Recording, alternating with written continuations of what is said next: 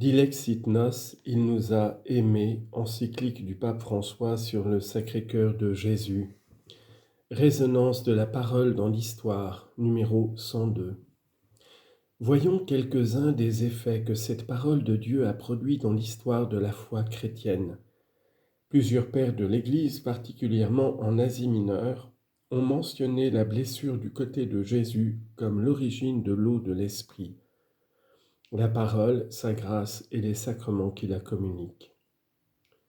La force des martyrs provient de la source de vie qui jaillit du corps du Christ, ou, comme le traduit Ruffin, des sources célestes et éternelles qui sortent du sein du Christ. Nous, les croyants qui sommes renés de l'Esprit, nous venons de cette grotte du rocher. Citation, « Nous avons été extraits du sein du Christ ». Son côté blessé que nous interprétons comme son cœur est rempli de l'Esprit Saint et des fleuves d'eau vive proviennent de lui. Citation. La source de l'Esprit Saint tout entier demeure dans le Christ. Mais l'Esprit que nous recevons ne nous éloigne pas du Seigneur ressuscité, au contraire, il nous remplit de lui, car en buvant l'Esprit, nous buvons le Christ lui-même. Citation. Bois le Christ, car il est le rocher d'où l'eau a coulé. Bois le Christ, car il est la source de la vie. Bois le Christ, car il est le fleuve dont le jaillissement réjouit la cité de Dieu. Bois le Christ, car il est la paix.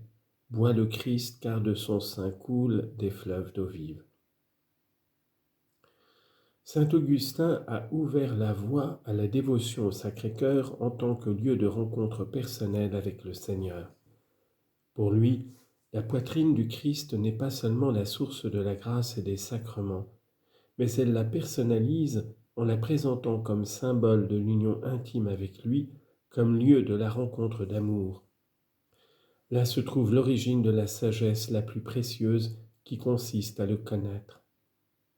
Augustin écrit en effet que Jean, le bien-aimé, lorsqu'il pencha la tête sur la poitrine de Jésus, s'approcha du lieu secret de la sagesse. Il ne s'agit pas de la simple contemplation intellectuelle d'une vérité théologique. Saint Jérôme explique qu'une personne capable de contempler ne jouit pas de la beauté des cours d'eau, mais boit l'eau vive du côté du Seigneur. Saint Bernard reprend le symbolisme du côté transpercé du Seigneur en le comprenant explicitement comme une révélation et un don de l'amour de son cœur. À travers la blessure, le grand mystère de l'amour et de la miséricorde devient accessible et nous pouvons le faire nôtre. Citation. « Je prends avec confiance ce qui me manque dans les entrailles du Seigneur, car elles débordent de miséricorde et ne manquent pas d'ouverture par où jaillir. » Ils lui ont percé les mains et les pieds, et ils lui ont perforé le côté. À travers ces fissures, je peux boire le miel du rocher et l'huile de la pierre la plus dure, autrement dit goûter et voir comme est bon le Seigneur.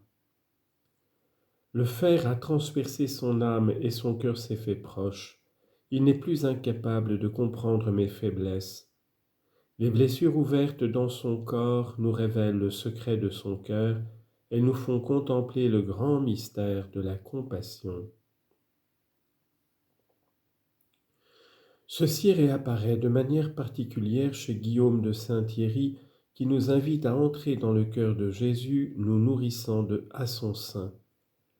Ce n'est pas surprenant si l'on se souvient que pour cet auteur, l'art des arts, c'est l'art de l'amour. L'amour est suscité par le Créateur de la nature. L'amour est une force de l'âme qui, comme un poids naturel, la conduit à sa place et à son but. Le cœur du Christ est le lieu où l'amour règne en plénitude. Citation. « Seigneur, où conduis-tu ceux que tu embrasses et serres dans tes bras, sinon à ton cœur ? Ton cœur, Jésus, est la douce manne de ta divinité. » Hébreux 9, 4. Que tu conserves en toi dans le vase d'or de ton âme qui dépasse toute connaissance. Heureux ceux qui sont portés par ton étreinte, heureux ceux qui, plongés dans ces profondeurs, ont été cachés par toi dans le secret de ton cœur. Saint Bonaventure réunit les deux lignes spirituelles autour du cœur du Christ. Tout en le présentant comme la source des sacrements et de la grâce, il propose que cette contemplation devienne une relation d'amitié, une rencontre personnelle d'amour. D'un côté, il nous aide à reconnaître la beauté de la grâce et des sacrements qui jaillissent de cette source de vie qu'est le côté blessé du Seigneur, afin que, du côté du Christ endormi sur la croix, l'Église soit formée et que s'accomplisse l'Écriture qui dit « Ils verront celui qu'ils ont transpercé ».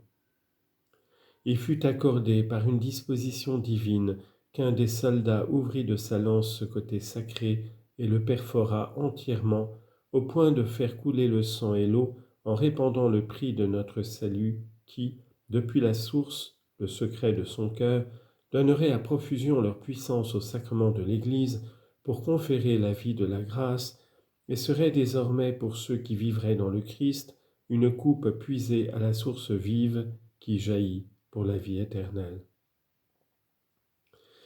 Il nous invite ensuite à faire un pas de plus afin que l'accès à la grâce ne devienne pas une chose magique, ni une sorte d'émanation néoplatonicienne, mais une relation directe avec le Christ en demeurant dans son cœur. En effet, celui qui boit est un ami du Christ, un cœur qui aime. Lève-toi donc, âme amie du Christ, et sois la colombe qui fait son nid dans le mur d'une grotte. Sois le moineau qui a trouvé une maison et ne cesse de la garder, sois la tourterelle qui cache les petits de son chaste amour dans cette ouverture sacrée.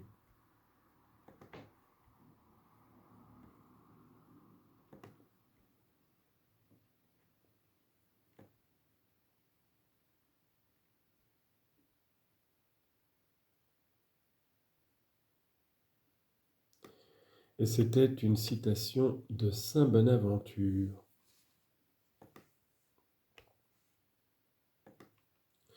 La diffusion de la dévotion au cœur du Christ. Le côté blessé où réside l'amour du Christ et d'où jaillit la vie de la grâce a peu à peu pris la forme du cœur, surtout dans la vie monastique. Nous savons que le culte du cœur du Christ ne s'est pas manifesté de la même manière au cours de l'histoire et que les aspects développés à l'époque moderne, liés à diverses expériences spirituelles, ne peuvent être extrapolés des formes médiévales, et encore moins des formes bibliques, dans lesquelles nous pouvons entrevoir des germes de ce culte. Cependant, l'Église aujourd'hui ne néglige rien du bien que l'Esprit Saint nous a donné au cours des siècles, sachant qu'il sera toujours possible de reconnaître un sens plus clair et plus complet à certains détails de la dévotion ou d'en comprendre et d'en voiler de nouveaux aspects. Plusieurs saintes femmes ont raconté des expériences de rencontre avec le Christ caractérisées par le repos dans le cœur du Seigneur, source de vie et de paix intérieure. C'est le cas de sainte Luthgarde, de sainte Mechtilde de Hackeborn, de sainte Angèle de Foligno, de Julienne de Nawich, entre autres. Sainte Gertrude de Helfta, monaine cistercienne, a raconté un moment de prière au cours duquel elle posa sa tête sur le cœur du Christ et entendit ses battements. Dans un dialogue avec saint Jean l'Évangéliste, elle lui demande pourquoi il n'a pas parlé dans son évangile de ce qu'il avait ressenti lorsqu'il avait fait la même expérience. Gertrude conclut que la douce éloquence de ces battements est réservée au temps actuel, afin qu'en les écoutant, le monde déjà vieilli et engourdi dans son amour envers Dieu puisse retrouver sa ferveur. Pourrions-nous y voir une affirmation pour notre époque, un appel à reconnaître combien ce monde est devenu vieux et a besoin de percevoir le message toujours nouveau de l'amour du Christ? Sainte Gertrude et sainte Mechtilde ont été considérées comme les confidentes les plus intimes du Sacré-Cœur.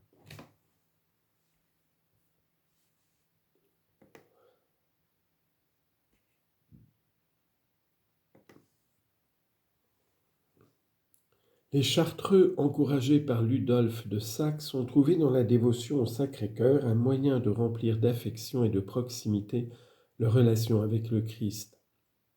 Celui qui entre par la blessure de son cœur est enflammé d'affection. Sainte Catherine de Sienne écrivait qu'on ne peut être témoin des souffrances endurées par le Seigneur, mais le cœur ouvert du Christ nous offre la possibilité d'une rencontre réelle et personnelle avec beaucoup d'amour. J'ai voulu que vous soyez le secret de mon cœur en vous le montrant ouvert, afin que vous voyiez que je vous aimais plus que ne pouvait le montrer la souffrance finie. La dévotion au cœur du Christ a progressivement dépassé la vie monastique et a rempli la spiritualité des saints maîtres, prédicateurs et fondateurs de congrégations religieuses qui l'ont répandue dans les régions les plus reculées de la terre. L'initiative de saint Jean-Eudes est particulièrement intéressante. Après avoir mené avec ses missionnaires à Rennes une mission très fervente, il réussit à faire approuver par l'évêque de ce diocèse la célébration de la fête du cœur adorable de notre Seigneur Jésus-Christ. C'était la première fois que cette fête était officiellement autorisée dans l'Église. Par la suite, les évêques de Coutances, d'Évreux, de Bayeux, de Lisieux et de Rouen autorisèrent la même fête pour leurs diocèses respectifs en 1670 et 1671.